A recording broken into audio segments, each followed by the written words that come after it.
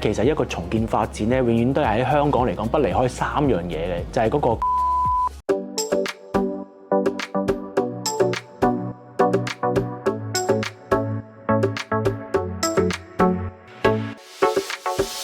最近咧有啲頂豪嘅屋地咧就做重建啊、二手嘅買賣咧，其實都開始有啲跡象咧，就啲投資者啊或者啲發展商咧覺得係一個商機嚟嘅。呢方面咧，如果買啲屋地嘅財展咧，最近嘅要求咧有啲大嘅項目咧，就有啲大屋啦、中屋啦，即係5000尺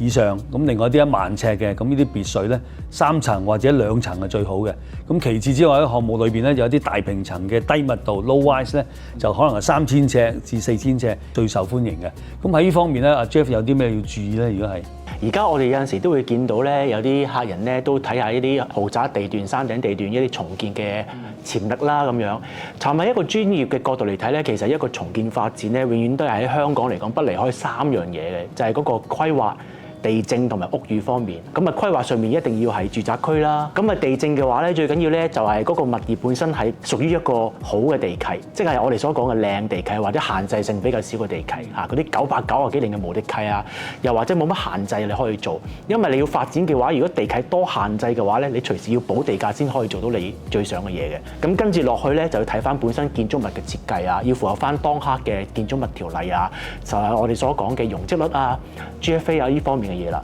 咁你永遠咧都係離唔開呢三樣嘢嘅，當中當然有好多學問啦，詳細亦都可以諮詢下啲專業人士嘅。頭先你講嗰個住地方咧，因為最近呢幾年咧比較矚目啲賣得好受歡迎咧，都有2個大項目咧，就同大家分享嘅。一個就喺九龍塘半山上嗰個堤外，佢有幾間大屋係10000尺、11000尺2層嘅，亦都有啲大平層嘅建築，咁亦都即係開售到而家都賣得好好嘅。咁另外就港島區最矚目啦，有一個 Mount Nicholson， 即係聶歌信新，亦都係市場上最新高嘅價錢嘅。咁喺呢方面啊 ，David， 你覺得如果係規劃呢啲咁嘅屋地咧，喺估價方面或者有啲買賣手續有啲咩注意咧？咁首先就當然係講緊你用咩名去買賣啦。咁呢個就其實幾種啦。你一係就一個人買，2個人買，咁2個人分開，你係 joint tenant 還是 tenants in common？ 咁啊跟住就係公司啦。公司咧就最複雜，就你可以係本地公司，可以係海外註冊公司，可以係嗰啲所謂離岸公司，亦都係可以係嗰啲所謂代理人公司。每一種類型，每一個 case 都唔相同嘅。咁所以你就主要揾一個有經驗做物業買賣嘅律師去諮詢，佢就會教你個方法。咁而至於估價方面咧，估價師咧就淨係會估個合法建造個部分係咩意思咧？即係譬如一間屋，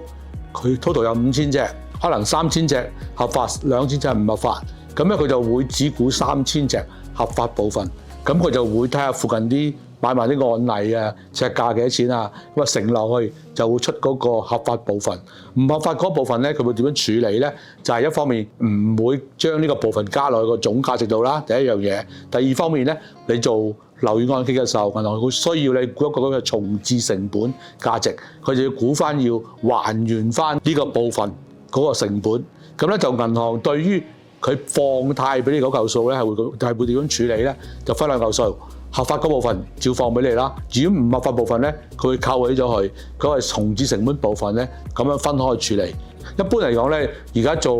所謂頂豪或者屋地嗰個估值咧，而家就比較保守啊，因為咧就過往嘅事例咧有好多僭建啊，好多問題出現咗，咁所以咧銀行會比較睇得緊啲啦。對於你買賣人嗰個身份，佢會睇得緊啲啦。咁呢方面咧，如果你買咗翻嚟重建嘅話咧，就要注意啦。Jeff 啊，如果係啲二手業主嗰啲別墅咧，如果真係遇到頭先 David 講嘅情況咧，咁你作為一個專業人士，咁啲業主有啲咩嘅準備功夫，或者你有啲咩意見俾佢哋咧？近年我哋喺工作上面都遇多咗啲咁嘅情況嘅。咁其實因為一個物業咧，其實作為二手咧，佢可能真係住落咗都會有啲變化，影響到個買賣嘅。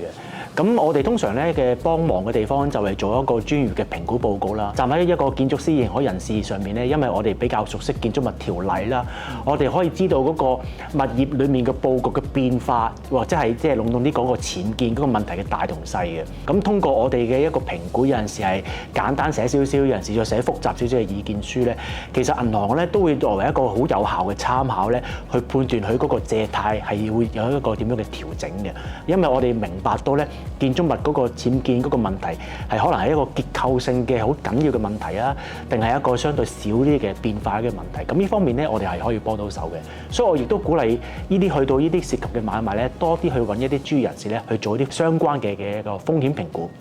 咁呢樣嘢我對於業主嚟講係多個保障。係啊，好好嘅。好，咁今日好多謝兩位嘅重量級嘉賓同我哋分享啲咁寶貴嘅意見，我哋真係獲益良多啦。